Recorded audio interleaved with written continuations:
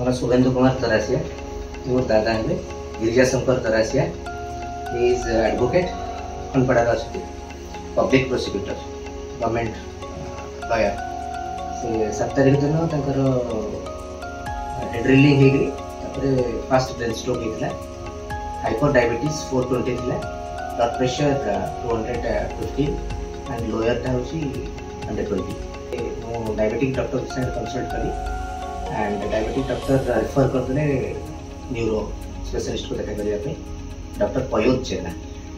जेना treatment पर सी diagnosis कले एमआरआई करने एमआरआई में दुईटा ब्रेन स्ट्रोक है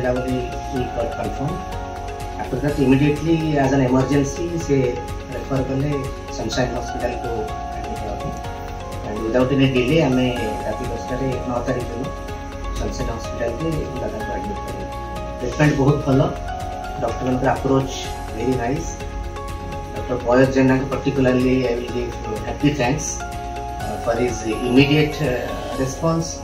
बाकी किसी हम सांग मान को जदी किसी प्रॉब्लम हुए ताले सनशाइन हॉस्पिटल रेफर करियो sunshine hospital very good service delivering hospitals of this city.